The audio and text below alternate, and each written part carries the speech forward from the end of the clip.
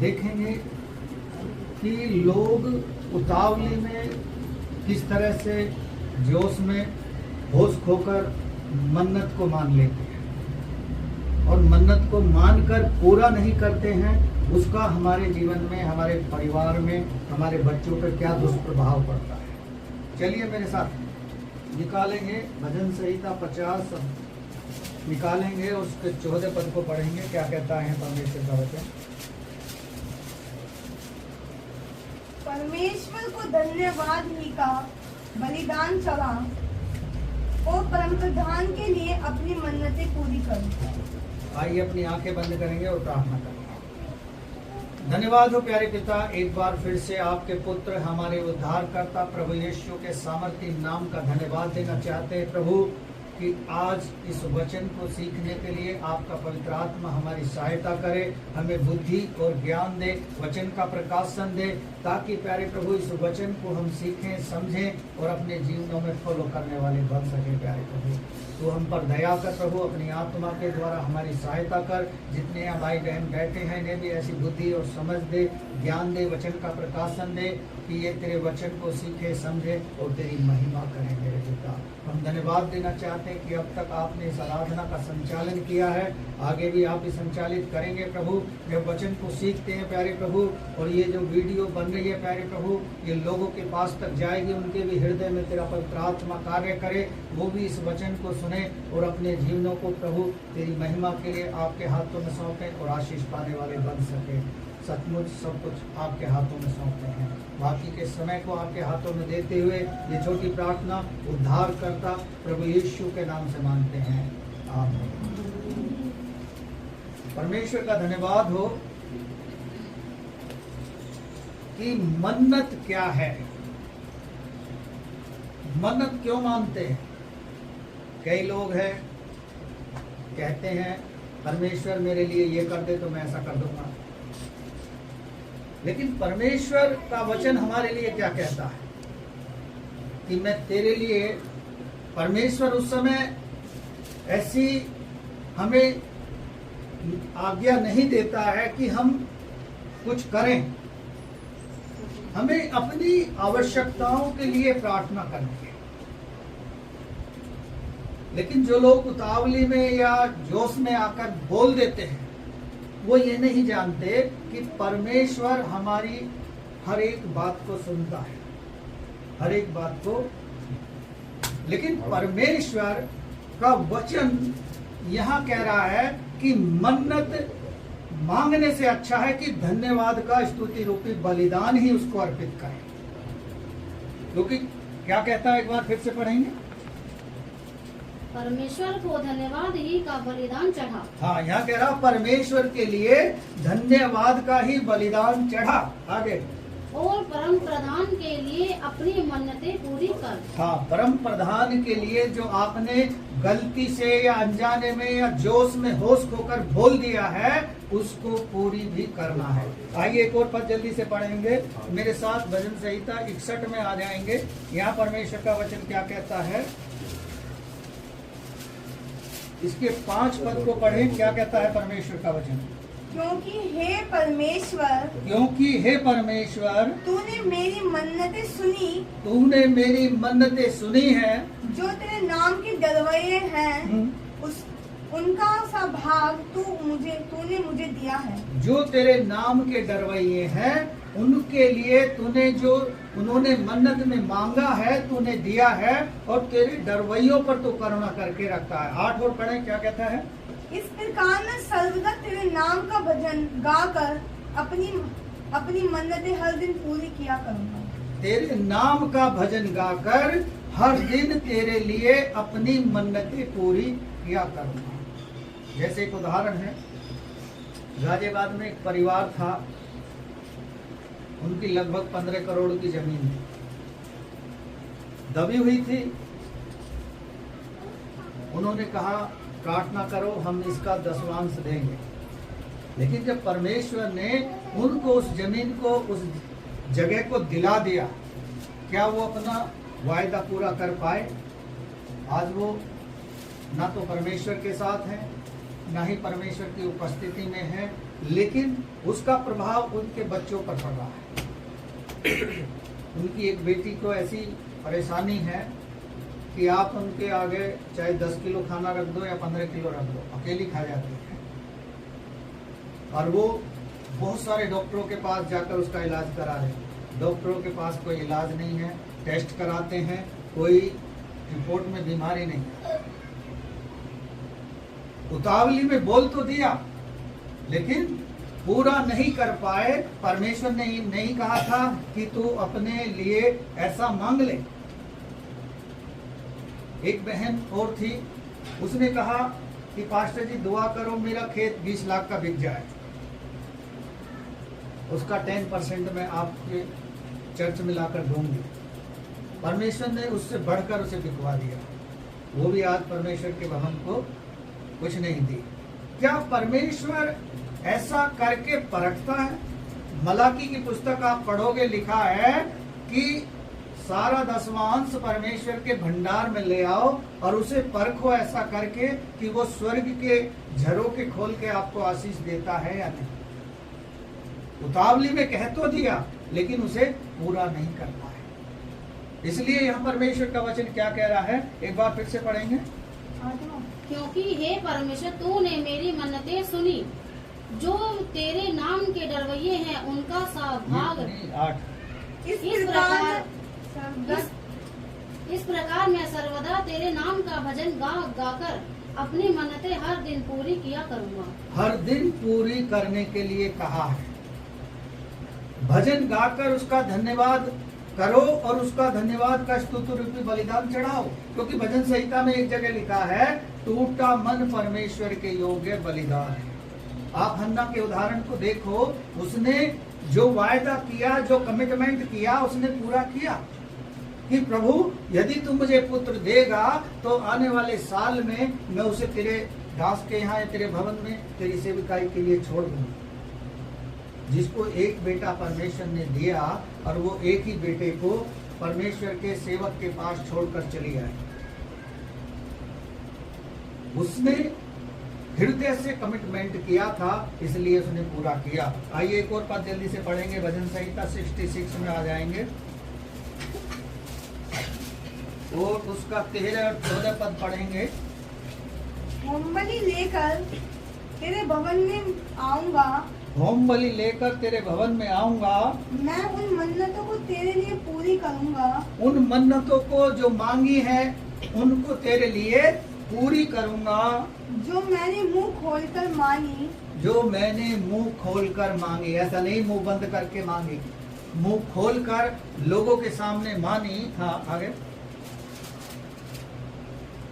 संकट के समय संकट के समय कहीं थी। जब हम पे संकट है, जब हम पीड़ा में होते हैं, तब हम ऐसा होश खो बैठते हैं और परमेश्वर के सामने ऐसा कमिटमेंट कर देते हैं, ऐसी मन्नत मांग लेते हैं जिसे हम पूरा करने में सक्षम नहीं होते हैं। अब्राहम के जीवन को हम देखते हैं। अब्राहम के पत्नी को और उसको 99 वर्ष की आयु में परमेश्वर ने बेटा दिया और उसी बेटे को फिर उससे मांग लिया कि ले जाकर इसका बलिदान कर दे। और वो पिता और वो बेटा देखो आपस में एक दूसरे से सहमति जताकर बलिदान के लिए अब्राहम अपने बेटे को लेकर चल दिया। लेकिन बेटे ने पूछा कि हमारे पास सब कुछ है, लेकिन बलिदान करने के लिए जो मेढ़े की आवश्यकता है वो नहीं है। पिता कहता है परमेश्वर उसका इंतजाम करेगा। परमेश्वर ने उसे परखा और उसको संतान को और उसके घराने को आशीष दी और कहा अब्राहम के द्वारा अन्य जातियां उसमें आशीष पाएंगी। उसने अपने वायदे को पूरा किया। आइए एक और पद जल्दी से निकाल कर पढ़ेंगे मेरे साथ। भजन संहिता 56 में आ जाएंगे वापस।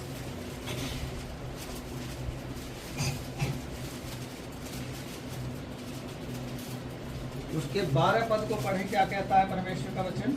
हे परमेश्वर, तेरी मन्नतों का भार मुझ पर बना है। तेरी मन्नतों का भार मुझ पर बना है। यानी राजा दाऊद जो कह रहा है, मुझे एक ऐसा भार मुझ पर बना है। हाँ, मैं तुझको धन्यवाद बलि चढ़ाऊंगा। मैं तुझे धन्यवाद रूपी बलि चढ़ाऊंगा।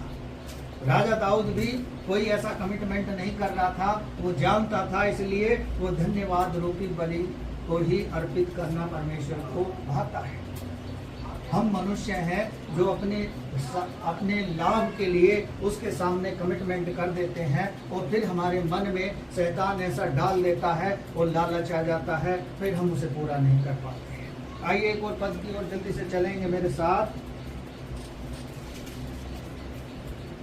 भजन संहिता 116 के 14 पद को पढ़ेंगे। क्या कहता है परमेश्वर का वचन?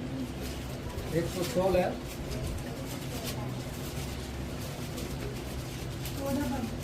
हाँ 14 पद।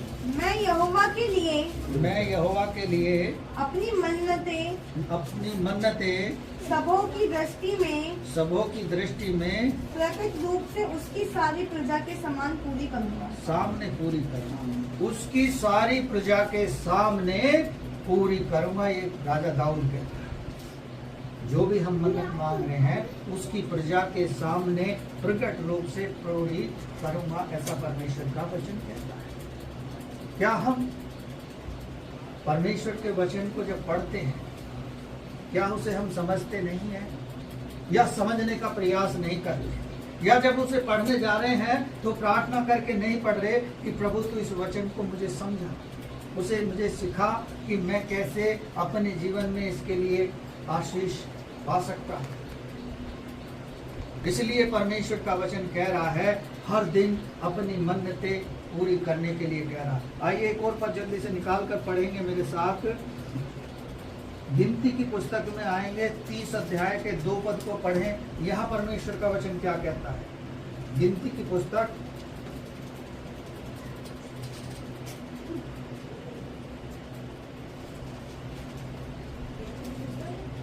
पुस्तक 30 अध्याय के 2 पद को पढ़ें।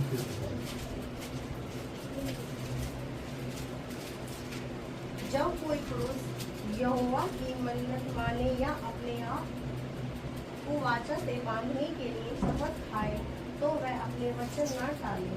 जो कुछ उसके मुख से निकले हो उसके अनुसार वही करे। हाँ, जो कुछ उसके मुख से निकला है उसी के अनुसार वही करे। जिसने मन्नत मांग ली है वो उसे पूरा करे। ये परमेश्वर का वचन कह रहा है, ये मेरा कोई अपना अनुभव नहीं। इसलिए परमेश्वर का वचन कह रहा है जो कोई पुरुष मांगे उसे परमेश्वर के सामने पूरी भी करे। आइए एक बार जल्दी से निकाल कर पढ़ेंगे। मेरे साथ आ जाएंगे व्यवस्था विवरण में, उसका 23 अध्याय के 21 पद को पढ़ेंगे। पढ़ो रे कब व्यवस्था विवरण 23 अध्याय के 21 पद को पढ़ेंगे।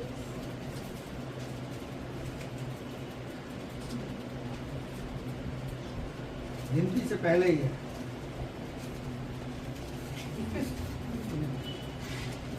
23 अध्याय के 21 पद।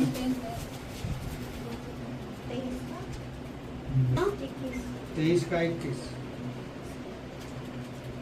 जब तू अपने परमेश्वर यहोवा के लिए मन्नत माने, जब तू अपने परमेश्वर यहोवा के लिए मन्नत माने, तो उसे पूरी करने में विलंब ना करना। उसके पूरी करने में विलंब ना करना, क्योंकि तेरा परमेश्वर यहोवा उसे निश्चय तुझसे ले लेगा। निश्चय तुझसे ले लेगा। जो हम मन्नत मान रहे हैं, जिसके कारण यदि हम उसको पूरी ना करेंगे, विलंब करेंगे, तो उस आशीष को परमेश्वर हमसे क्या करेगा? रिटर्न कर लेगा। चलिए आगे पढ़ेंगे। एक और वचन निकालेंगे, भजन संहिता 119 में आ जाएंगे, उसके 60 पद को पढ़ें। यहाँ क्या कहता है परमेश्वर का वचन?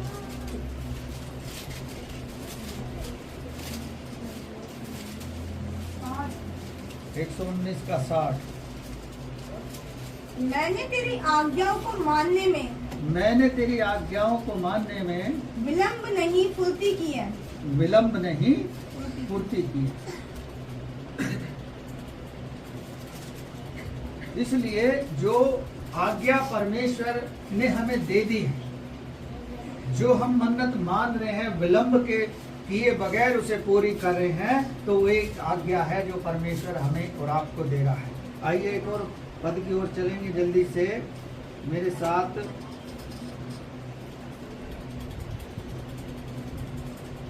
सभापदेशक की किताब में आएंगे,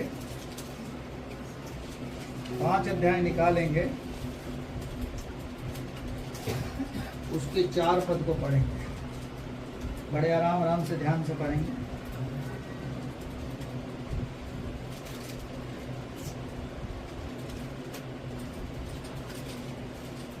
सुनीता मिला आपको 4 का 5 का 4। जब तू परमेश्वर के लिए मन्नत मांगे, जब तू परमेश्वर के लिए मन्नत माने, तब तू उसको पूरे करने में विलंब न करना, तब तू उसे पूरा करने में विलंब ना करना, क्योंकि तू मूर्खों से प्रसन्न नहीं होता।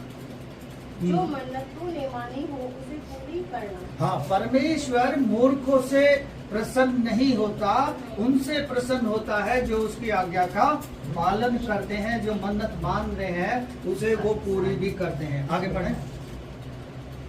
मन्नत मन्नत मानकर पूरी ना करने से मन्नत का ना मानना ही अच्छा है। मन्नत मानकर पूरी ना करने से उसका ना करना ही अच्छा है। मन्नत हमने मान ली, पूरी नहीं करी, तो इससे तो अच्छा था कि हम उसे मानते नहीं, उसे मांगते नहीं। उस मन्नत को जो मांगी थी हमने उसे मानते नहीं। आगे चलें। कोई वचन कहकर अपने आप को पाप में ना फंसाना। कोई भी वचन अपने मुख से कहकर पाप में ना फंसाना। क्यों नहीं फंसाना? आइए इसके लिए पढ़ेंगे हम, मेरे साथ इसी में पढ़ेंगे। पहले पद से पढ़ें। जब तू परमेश्वर के भवन में जाए, जब तू परमेश्वर के भवन में जाए, सावधानी से चलना, सावधानी से चलना, सुनने के लिए समीप जाना, सुनने के लिए समीप जाना, मूर्खों के बलिदान चढ़ाने से उत्तम है, मूर्खों का बलिदान चढ़ाने से उत्तम है, क्योंकि वे नहीं जानते कि बुरा करते हैं। वो नहीं जानते कि वो बुरा करते हैं। सुनने के लिए हम निकट जाकर सुने, बार बार हम कह रहे हैं ये चीज निकालो, ये पढ़ो, उसके लिए जरूरी है कि हम निकट जाकर सुने। हाँ, आगे पढ़ें। बातें करने में उतावली न करना। हाँ, कोई भी बात चर्च में या परमेश्वर के भवन में बैठकर उसके लिए उतावली ना करना। न अपने मन में से कोई बात उतावली में परमेश्वर के सामने निकालना। या ना ही अपने मन से, अपनी बुद्धि से कोई परमेश्वर के सामने कोई भी बात उतावली से मत बोलना। हाँ? क्योंकि परमेश्वर स्वर्ग में है और तू पृथ्वी पर है, इसीलिए तेरे वचन थोड़े ही हों। इसलिए तेरे वचन थोड़े हों। इसलिए परमेश्वर का वचन क्या कहता है? जो हम कह रहे हैं बड़ी सावधानी से, जो हम कह रहे हैं कि प्रार्थना में बड़ी नम्रता से, दीनता से बैठो, ऐसा नहीं है जो स्वर्ग में बैठा परमेश्वर है हमको ना देख रहा हो। यशा नबी की पुस्तक में रखा है, 49 अध्याय को आप पढ़ोगे कि देख मैंने तेरा चित्र अपनी हथेली में बना रखा है, और उसकी शहरपनाह, उसकी आंखें सदैव हमें निहारती रहती है। वो हमें ध्यान देकर बार बार चिताती रहती हैं कि बार बार परमेश्वर का वचन कहता है मत डर मैं तेरे संग, मत डर मैं तेरे संग। इसलिए परमेश्वर का वचन कह रहा है बड़ी ही सावधानी से परमेश्वर के भवन में आए, और बड़े आनंद के साथ। भजन संहिता 100 पढ़ोगे, महाराजा दाऊद कहता है आओ हम आनंद से यहोवा की जय जयकार करें। आनंद हमारे हृदय में हो। कुछ समय के लिए हम अपने संसार की, अपने परिवार की, अपने घर की सारी चिंताओं को भुलाकर हम परमेश्वर से मिलने के लिए आए हैं, जो सारे सृष्टिकर्ता, सृष्टि को रचने वाला है, जो इसको चलाने वाला है, जो हमें संभालने वाला है, जो हमारी हर बात को मानता है, जो हमारे जीवन में उत्तम आशीषें लाता है। हम उसके सम्मुख आए हैं, इसलिए बड़ी सावधानी और भय के साथ उसकी आज्ञा का पालन करें। आगे पढ़ें। क्योंकि जैसे कार्य की अधिकता के कारण देखा जाता है वैसे ही बहुत सी बातों का बोलने वाला मूर्ख ठहरता है। हाँ, जैसे स्वप्न हम देखते हैं, बहुत से लोग स्वप्न पर विश्वास करते हैं। कभी कभी स्वप्न शैतान की ओर से भी होता है। कभी कभी स्वप्न परमेश्वर आपको दिखाता है कि आपके जीवन में क्या घटने जा रहा है, क्या होने जा रहा है, और परमेश्वर उस दर्शन को इसलिए दिखाता है ताकि आप जागरूक हो जाएं। जैसे एक बहन का उदाहरण मैं देकर बताता हूँ। उस बहन की शादी होने वाली थी। परमेश्वर ने उसे सपन के द्वारा दिखाया कि जो तेरा जीवन साथी बनने जा रहा है वो ठीक नहीं है। लेकिन उस बहन ने अपने परिवार की परंपराओं को ध्यान में रखते हुए उस परमेश्वर की आज्ञा को तोड़ दिया अपनी इच्छा से। लेकिन उस वचन का, उस स्वप्न का पूरा होना परमेश्वर की ओर से निश्चित है, उसे कोई टाल नहीं सकता। बशर्ते जिसके लिए दिखाया गया है वो पाप से मन ना फिरा ले, पश्चाताप ना कर ले, रियलाइज ना कर ले, तब तक परमेश्वर उसे बदल नहीं सकता। आगे पढ़ेंगे। जब तू परमेश्वर के लिए मन्नतें माने 6 को पढ़े। कोई वचन कहकर अपने आप को पाप में ना फंसाना और ना ईश्वर के दूत के समान कहना कि यह दूर से हुआ है। परमेश्वर क्यों तेरे बोल सुनकर अप्रसन्न हो और तेरे हाथ के कार्य को नष्ट करे। हाँ, क्यों परमेश्वर तेरे हाथ के कार्य को नष्ट करे, अप्रसन्न हो जाए। हम ऐसी बात अपने मुख से क्यों बोले जो परमेश्वर हमसे प्रसन्न ना हो और नष्ट कर दे। पौलुस कहता है कुरिन्थियों के पत्री में, मैं मनुष्यों को प्रसन्न करने के लिए काम नहीं करता, मैं परमेश्वर को प्रसन्न करना चाहता हूँ। आज आप एक बात ध्यान से सुन लो, संसार के लोग अपने हों या परिवार के हों या रिश्तेदार हों, कभी भी आपसे प्रसन्न नहीं रह सकते।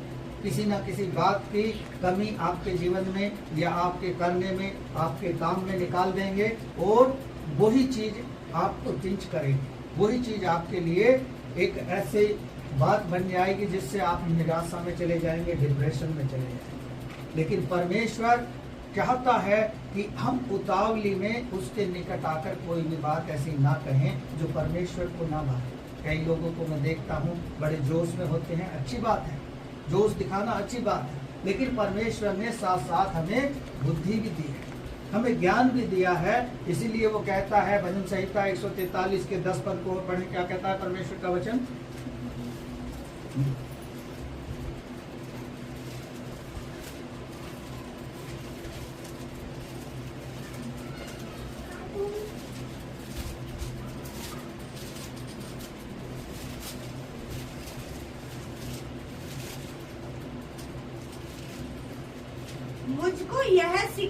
मुझको यह सिखा कि मैं तेरी इच्छा कैसे पूरी करूं। मैं तेरी इच्छा कैसे पूरी करूं।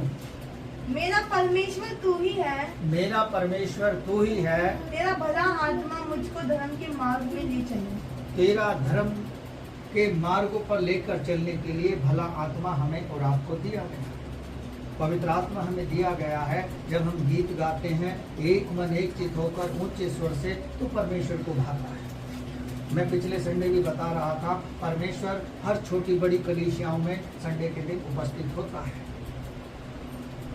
क्या वो हमें देखकर, हमारे डिसिप्लिन को, हमारी आराधना के भाव को, हमारे हृदय को देखकर क्या वो हमसे प्रसन्न होकर जाता है, या हमारी बातों को सुनकर दुख उठाता है, दुख होता है? क्योंकि वो संसार में जब था तो हमारे और आपके लिए दुख उठा, जब आज वो हमारे बीच में आ रहा है तब हमें हमारी बातों से, हमारे बोलचाल से, हमारे स्वभाव से क्या उसे ठेस लग रही है कि जैसा मैं इस कलीसिया को बनाना चाहता था वैसी नहीं बन रही है। जैसे प्रकाशित वाक्य में हम पढ़ते हैं 1 से लेकर 6 अध्याय तक लिखा है, देख तूने पहला सा प्रेम छोड़ दिया है, न तो ठंडा है न गुनगुना है, ऐसे लोगों को मैं उगल दूंगा। और तूने बहुत सी बातों में धीरज धरा है, लेकिन फिर भी तुझमें कमी पाई जाती है। क्या हमारे जीवन में भी आज कमी पाई जाती है? क्या हमने धीरज धर के, दुख उठा के उस परमेश्वर के प्रेम को भुला दिया है जो उसने हमसे किया, आपसे किया? और हमारे लिए अपने आप का बहुमूल्य लहू दे दिया। वो हमेशा हमें चिताना चाहता है, इसलिए वचन में लिखा है, जागते रहो, प्रार्थना करते रहो ताकि परीक्षा में ना पड़े। कुछ लोग परीक्षा को दावत देते हैं। परीक्षा क्यों आती है? जब हमारे जीवन में कमियां आती हैं, जब हमारे जीवन में निराशा आती है, जब हम अपने आप को परमेश्वर से दूर लेकर चले जाते हैं, तब हमारा जीवन निराशाओं से घिर जाता है। प्रार्थना ना करना, वचन को ना पढ़ना, संगति में ना जाना और अपनी बुद्धि और अपनी ज्ञान को लोगों पे प्रकट करना कि हमसे बड़ा बुद्धिमान कोई नहीं है, हमसे बड़ा ताकतवर कोई नहीं है, हमसे ज्यादा पैसे वाला कोई नहीं है। लेकिन परमेश्वर का वचन कहता है हम सब कुछ संसार में दिख रहा है वो अच्छा नहीं है। इसलिए परमेश्वर का वचन हमें बार बार कह रहा है, उसके निकट जब हम जाएं तो ध्यान से सुने और उतावली में कोई भी ऐसी बात ना कहें जिसको हम पूरा ना कर सकें, क्योंकि परमेश्वर है जो हमारी बात को स्वर्ग में से सुन रहा है। आज हम इमेजिन करो, ये कह दें कि प्रभु तू ऐसा कर दे तो मैं ऐसा कर दूंगा, लेकिन जब परमेश्वर तो अपने वायदे का पक्का है, वो पूरा कर देता है। लेकिन जब हमारी बारी आती है तब हम क्या सोचते हैं, क्या मन में लाते हैं, तब हमारे अंदर शैतान कार्य करता है। जैसे मान लिया किसी भाई ने कहा कि प्रभु तो मुझे 10 करोड़ रुपए दे दे तो मैं तेरे लोगों के लिए इतना दे दूंगा। परमेश्वर जब उसे दे देता है, क्या वो वास्तव में बाद में नहीं सोचता कि मैं इतना जो दे रहा हूं किसके लिए दे रहा हूं? कहने से पहले उसने नहीं सोचा था कि जो मैं आज कमिट कर रहा हूं, जो मैं आज समर्पण कर रहा हूं, जो उतावली में मैंने बोल दिया है, कई लोग तो उसे भुला देते हैं। प्रभु के सेवक लोग उसे याद दिलाते हैं, वो फिर भी याद नहीं करते हैं। लेकिन उससे हम निराश नहीं होते, हताश नहीं होते। परमेश्वर है जो हमें स्मरण दिलाएगा, जो हमें याद कराएगा, जो हमारी सहायता करेगा, जो हमारे लिए मार्ग खोलेगा। और हमने सीखा कि विलंब ना करें। ऐसी बात हमें कहनी है तो हम कहें कि प्रभु तेरा धन्यवाद हो, क्योंकि वो उसे भाता है। अनर्गल बातें हमें बोलना परमेश्वर की उपस्थिति में, क्योंकि शैतान हमारे जीवन में एक सिंह की नाई, एक शेर की मानिंद खड़ा रहता है कि हम कब इसे भाग करें। इसलिए निरंतर प्रार्थना, वचन और संगति हमारे जीवन के लिए बहुत महत्वपूर्ण है। वचन कहता है मन्नत मान ली है तो उसे पूरा करो, विलंब ना करो। यदि विलंब करोगे तो परमेश्वर आपसे प्रसन्न नहीं होगा, आपके हाथ के कार्यों को भी वो नष्ट करने शुरू कर देगा। परमेश्वर का धन्यवाद हो इस वचन के लिए। आइए कोरस गाएंगे।